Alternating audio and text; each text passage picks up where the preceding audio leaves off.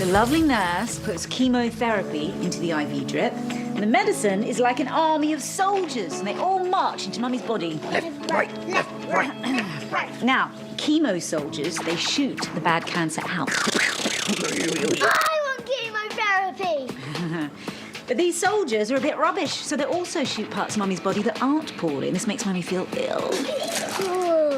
And just to be very, very safe, the soldiers might zap out all of Mummy's big hair. But all this is so Mummy will get better.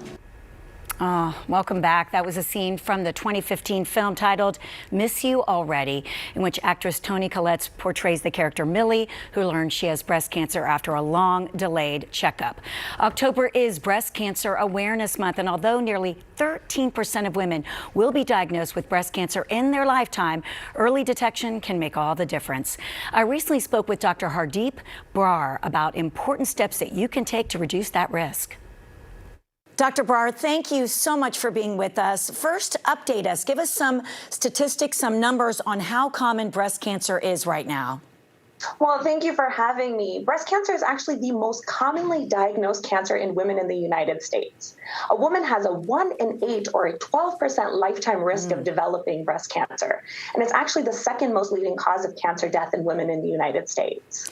You know, doctor, I know when I started getting screenings, it seemed like there were years there where it was 40 and then it was 45. So give us the real number. At what age should we start screening and have those regular mammograms?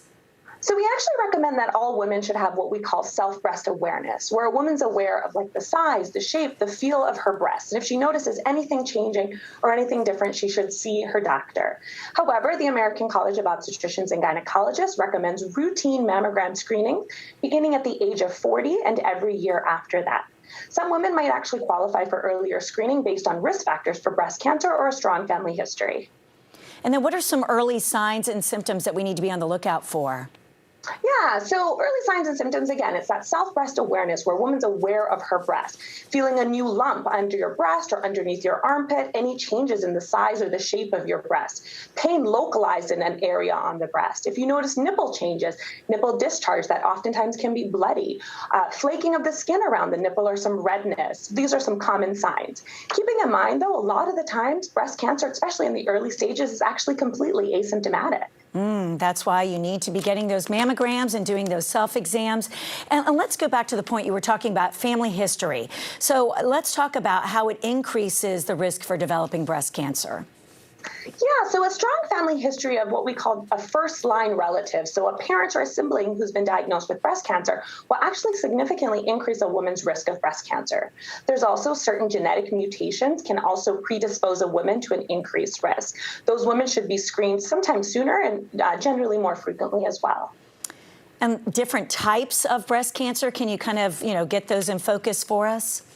So breast cancer, there are different types related on what tissues of the breast become cancerous. Breast cancer can begin in the milk ducts. It can begin in what we call lobules, or the glands of the breast. It can actually be seen in the blood vessels surrounding the breast. And then breast cancers, different types can also have different receptors, which can be targeted therapy for treatments later on. Oh, good. And then, of course, we talk about early diagnosis.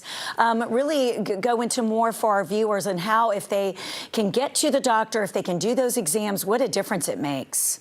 Absolutely. So early diagnosis is paramount in terms of the survival and treatment options. As I said, most breast cancers are actually asymptomatic. So mammogram screening is very, very important in getting that diagnosis early in order to have different treatment options and oftentimes improving survival. And I know it is rare, but men can develop breast cancer as well, right? Yes, they can. Actually, male breast cancer accounts for only less than 1% of all breast cancers. However, if men are diagnosed with breast cancer, they're more likely to be diagnosed at later stages with more advanced disease. This is probably likely due to the fact of less breast cancer awareness that men can get breast cancer, and therefore less routine screening of men. And I know the survival rate for someone who's diagnosed, boy, has it been improved by leaps and bounds over the years. What do you think this is attributed to? So breast cancer research and breast cancer awareness has definitely been super important in survival rates. Nowadays, 2/3 of breast cancers are actually diagnosed in the earlier stages. Mammogram screening has been paramount in this. And research has shown that breastfeeding can reduce the risk of breast cancer. What are some other healthy habits that can help reduce it? I know you're going to probably say diet and exercise, right? Of course. Breastfeeding is definitely a protective factor against breast cancer, but so is exactly what you meant. Living a healthy lifestyle, increasing your physical activity, maintaining a healthy weight through a healthy diet, eating plenty of fruits and vegetables has definitely been shown to decrease the lifetime risk of breast cancer. Wonderful information. Thank you so, so much. We appreciate your time, Doctor. Thank you so much for having me. I'm going next month. It is so important that you keep current with your annual checkups and those mammogram screenings. It can make all the difference. And we'd like to thank Kaiser Permanente for sponsoring that segment. Well, still ahead.